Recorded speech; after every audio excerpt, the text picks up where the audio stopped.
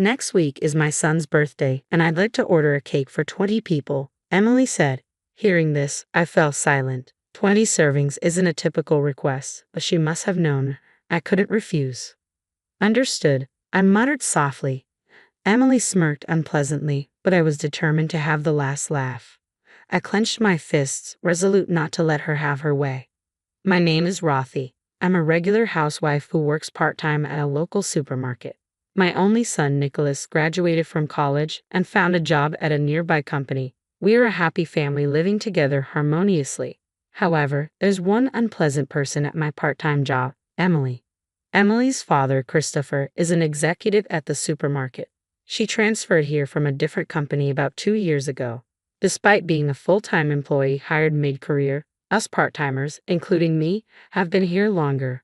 From the beginning, Emily has been arrogant, ignoring advice and guidance. Both the staff and part-timers are at their wits' end.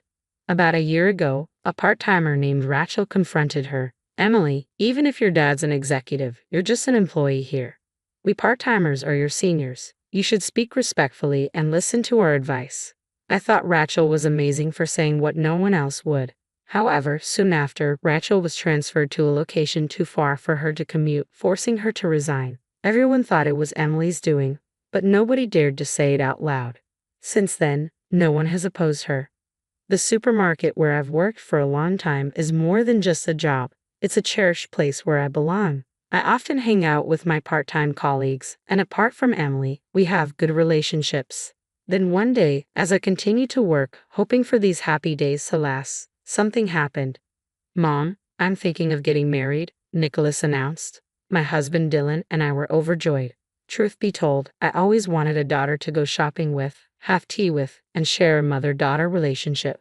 But after Nicholas, we weren't blessed with more children, so that dream remained unfulfilled. I hoped that by getting along with Nicholas's wife, I could build such a relationship. What's she like? I eagerly asked. Nicholas seemed happy. She's a very kind girl. Her parents seem well established, like she comes from a good family. I'm still a bit worried if I'm good enough for her. That's wonderful. I'm excited to meet her, I replied. Her name is Emily, Nicholas continued. He often talked about her, saying Emily this and Emily that. She apparently attends cooking classes and is good at cooking. She seems to like sweets too. Hearing Nicholas talk about her made me happy. A week after Nicholas's news on the weekend, she was coming over to meet us. She arranged it to match my day off. Not being as skilled in cooking to impress someone who excels at it, I ordered pizza and prepared a cake for that day. Dylan and I waited at home for Nicholas to bring her over. Then the long-awaited doorbell rang. She's here, I announced, feeling a mix of excitement and apprehension. I rushed from the living room to the front door. We're back. Emily, this is Mom, Nicholas said. As I turned to the woman beside him, I froze in shock. Nice to meet you, I'm Emily. Hi, Emily. Right before me stood Emily, the very source of my troubles at my part-time supermarket job. You know my mom? Nicholas asked. I had no idea Nicholas's mom was you. Emily seemed equally surprised. Come in for now, please, I said, still shaken, inviting them inside. Leaving me at the entrance, Nicholas led Emily to the living room. Hearing them talk with Dylan, I took a deep breath to calm myself. They had met at university. Emily is 2 years older than Nicholas. They were introduced by an acquaintance and reconnected about a year ago, eventually starting to date. I was surprised to learn your part-time job was at my workplace. You said you were in administration, so I thought you worked at a law office near the supermarket, Nicholas said, laughing nonchalantly, unaware of where his girlfriend worked. Indeed, Emily had graduated from law school and used to work at a law firm. Nicholas must have assumed she continued working at a law office and never asked explicitly. We chatted around the pizza, the conversation mingling with the unexpected reality of our new connection. I could only force a smile, unable to accept the reality and wishing it was just a dream. I'm truly surprised to think you're Rothy's son. I've been under your mom's care at work, Emily said, feigning innocence as if she treated us part-timers as anything but slaves. That's not true. I'm sure everyone's grateful for someone like you. Mom always says she enjoys her job and that there are nice people at the supermarket, Nicholas said. That's nice to hear, I replied, though I never intended to include Emily in that group of good people. Naturally, I couldn't say such a thing. so I stood up. I'll go prepare the dessert. Emily, would you like coffee or tea? I wanted to be alone, my heart racing. I needed to calm down quickly. I'll help, Emily, she said suddenly, standing up, an unusual gesture from her considering our part-time job. It's okay, you're a guest. Please sit down, I insisted, but Emily walked to the kitchen. Dylan and Nicholas watched with smiles, so I sighed quietly. However, Emily didn't miss a beat. It's really surprising to think you'll be my mother-in-law. Yes, that's right. It will be easier to get along. Looking forward to it. What does she mean by that? I had a bad feeling about those words, but I tried to keep her smile was a sneer, always displaying contempt towards me at work. Just so you know, don't say anything unnecessary to Nicholas. Her words wiped the smile from my face. Emily knew. She knew she was disliked by us part-timers simply because I happened to be Nicholas's mom. She must have been planning to do whatever she wanted, using Christopher and Nicholas as shields. I turned pale, frightened by her, fearing she would destroy our happy days. Emily eventually left the kitchen without helping. That must have been her purpose for coming here. What about the preparation? Nicholas's voice interrupted. Emily replied curtly. I returned cheerily, not wanting to be in the way, so I came back. I told Nicholas, won't you reconsider the marriage? But my words would undoubtedly make my son dislike me. Don't interfere with Nicholas's marriage, even Dylan scolded me. So I just watched the two of them. Still, they seemed to have a good marriage, and Nicholas looked happy. A month after the marriage, I found out Emily was pregnant. Although it was complicated, I was also happy. Nicholas and Emily built a house next to ours, a separate household from Nicholas's. Dylan told me you should be a little more considerate, but knowing Emily's true nature, I wanted to avoid her. Still, I loved my grandson. His name was Ethan, a lively boy I rarely saw, but I looked forward to hearing his healthy cries. However, about 6 months after he was born, there was a day when his crying could be heard all day long. I finally rang the neighbor's doorbell. What is it? I said. Hello. Probably because I was the one who called out. Emily, who seemed to have been asleep, came to the door. Knowing it was me, I was worried because Ethan had been crying non-stop. Is everything okay? I simply stated the reason, but Emily looked annoyed. Are you saying I'm neglecting Ethan? She retorted sharply. No, that's not what I'm saying. I was just worried. If you're tired, I can wash him or help in any way, I hastily offered. But Emily didn't seem to hear. Dealing with modern kids is difficult, she muttered dismissively. In the end, I was turned away, and Ethan kept crying. A few days later, Emily came to our house with Ethan in her arms. Rothy, could you watch Ethan for a bit? She asked unexpectedly. Yes, of course, I replied, surprised by the sudden change in attitude. What's this about? I tried to understand the situation, but Emily left Ethan and his things at our house and departed. Oh, Ethan's here, Dylan noticed from the entrance, happily taking Ethan from my hands and heading to the living room. I followed Dylan, carrying Ethan's belongings. Since then, Emily started leaving Ethan with us frequently from morning till night. It was like running a daycare alongside my part-time job. Emily was on parental. I did agree to watch him, but there's a limit. I talked to Dylan and Nicholas about it, but they don't seem to take it seriously. Eventually, I had to take time off work or ask Dylan to watch Ethan briefly so I could rush to and from work. However, interfering too much and upsetting Emily would be troublesome. Despite the difficulty, I enjoy and cherish my time with Ethan. Dylan also looks forward to Ethan's daily visits. Busy but happy, the three of us spent enjoyable times together. Half a year later, Ethan's first birthday was approaching, and I was pondering what to give him as his first present. In the past, birthdays meant inviting relatives for celebrations, but there was no invitation from Nicholas or Emily. They must be planning a modest family celebration. While looking at my phone and thinking this, I received a call. It's Emily. What could it be? I answered the phone suspiciously, as Emily usually didn't contact me. Hello, Rothy. As you probably know, next week is my son's birthday, so I'd like a cake for 20. People were surprised by this sudden request. I was at a loss for words. What do you mean? I managed to ask. Just what I said. We're inviting relatives for a celebration, so I'm asking for the cake. I plan to serve a meal, so I can't manage the cake too. Plus, I thought I'd give you a chance to show off. Aren't I kind? Emily's words filled my mind with question marks. We weren't even invited to the celebration, and a cake for 20 people is not something a regular person would request. Emily's relatives, aunts, and uncles will be among the about 20 guests. Surely my employer at the supermarket and Emily's father-in-law, Christopher, will be there too, I thought, trying to make sense of the situation. I already told Dad that you will make the cake. It's a chance to show your good side. Who knows? You might get promoted to a full-time position, Emily said mockingly. I don't aspire to be a full-time employee, I replied quietly.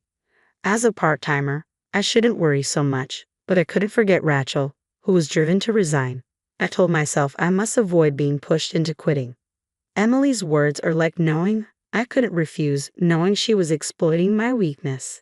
Cakes are easy. I'm more experienced in cooking, so I'll give advice, she said presumptuously, more than I had anticipated. Reluctantly, I agreed. All right, but with 20 people, maybe you should reconsider serving individual portions or using a large platter, I suggested. Ha! I'm the senior here. I'm not asking for advice. And what do you mean, okay?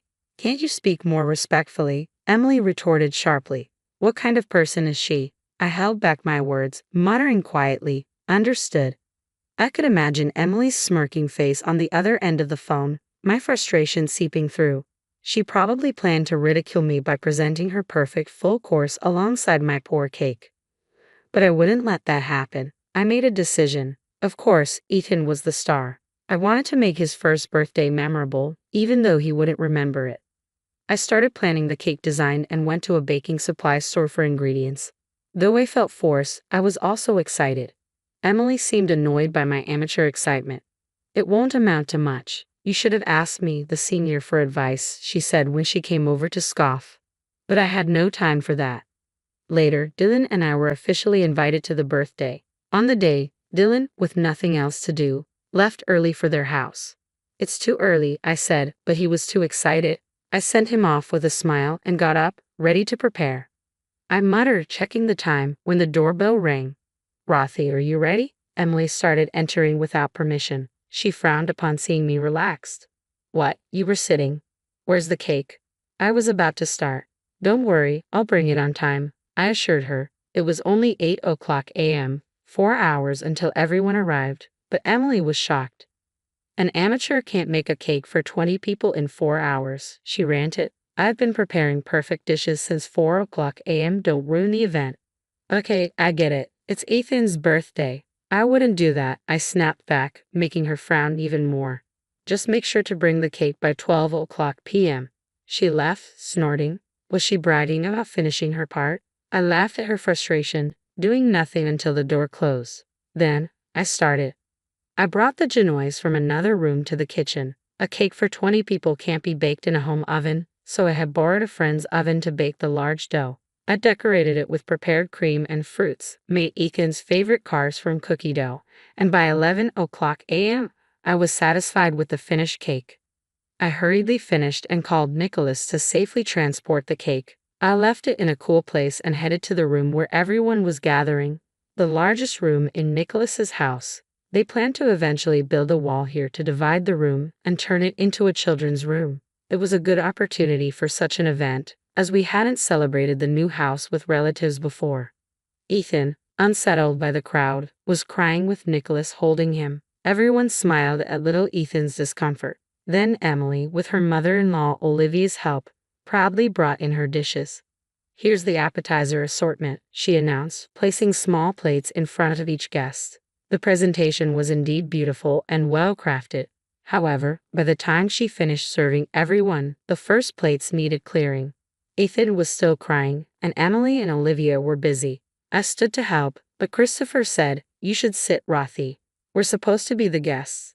Indeed, I agreed and sat back down, but the situation looked tough. I took Ethan from Nicholas and suggested he help Emily. As soon as I held Ethan, he became happy and started laughing. Everyone was charmed by this, but Emily looked displeased. She couldn't treat me like a pawn anymore, especially after hearing Christopher's earlier words. Christopher had been attentive, asking me about my job and Emily. I couldn't tell him everything, but our conversation brought up Rachel, who had been forced to resign. Did he really do that? He didn't seem like such a person. The dishes served at intervals of 10 minutes each were somehow completed. But judging by the relatives' reactions, it didn't seem they were fully satisfied. No matter how confident Emily was in her cooking, she should have considered serving family-style dishes given the guests and situation. All the dishes are served. Did everyone enjoy them? Emily said this with a happy expression. It seemed she was the most. Olivia next to her hadn't eaten anything and looked distressed, which was pitiable. Rothy has made Ethan's cake. It's ready, right? Emily turned to me. Yes, I'll bring it, I replied. I asked Nicholas for help and brought in the large cake. Emily's nieces and nephews gathered around the big box. Dylan held Ethan, who didn't show interest yet, but the adults were curious about the large cake box. Here it is. Nicholas and I opened the box. Cheers erupted at the sight of the cake we revealed. The children's genuine reactions were delightful, and I couldn't help but smile. The relatives were impressed, asking, "Did you really make this?" They took pictures. However, Emily, in a voice that cut through the calm atmosphere, exclaimed loudly, "What? You said you'd make it, not buy it. I want a unique cake for Ethan." She must have been tired and hungry. Her anger peaked with everyone's positive response to my cake. I did make it. Lies, you weren't doing anything this morning. The genoise was already baked, and the decoration was ready, Emily insisted, surprised. Genoise. It's a type of sponge cake. I've always called it that. I smiled at Emily. Ha, Christopher laughed. Then Dylan explained, "Actually, my wife used to be a pastry chef. I couldn't bake a cake for 20 people in our oven, so I asked a friend to borrow theirs and baked it yesterday." When I said that, Emily's face fell. She must have been upset, her plans having gone awry. It was fun to bake such a large cake after a long time. Thank you for the opportunity, Emily. Now, let's take pictures with Ethan and the cake, and then we can all enjoy it, I suggested. Seeing everyone's the most gratifying part was seeing everyone smile. Ethan, influenced by everyone's joy, smiled too. The group photo captured Emily's stained face amid everyone else beaming, a moment worth cherishing without any malice. While everyone enjoyed the cake, I held Ethan, who happily ate his own cake made of yogurt cream and banana pancakes. After seeing off the relatives and cleaning up with Olivia, I finally had a moment to relax. "Ethan is really attached to you, Rothy," Olivia remarked, watching Ethan in my arms as we all took a coffee break. Nicholas responded, "She always looks after him." I noticed Emily's stunned expression, but before she could react, Christopher intervened. "What do you mean, always? Aren't you on parental leave?" Christopher's question caught Emily off guard. "Well, not always, just occasionally, like when I go to the hospital," Emily replied sheepishly. I gave a wry smile, unable to say anything. Nicholas realized his slip-up and looked uneasy. Christopher, noticing today's events and Emily's behavior, seemed contemplative. "Don't lie, tell the truth," he demanded. Emily murmured in a small voice, "I left him when I went out with friends." Christopher pressed further, "Is that all you burdened her with? You didn't know Rothy was a pastry chef, did you? Then why did you ask her to make such a big cake?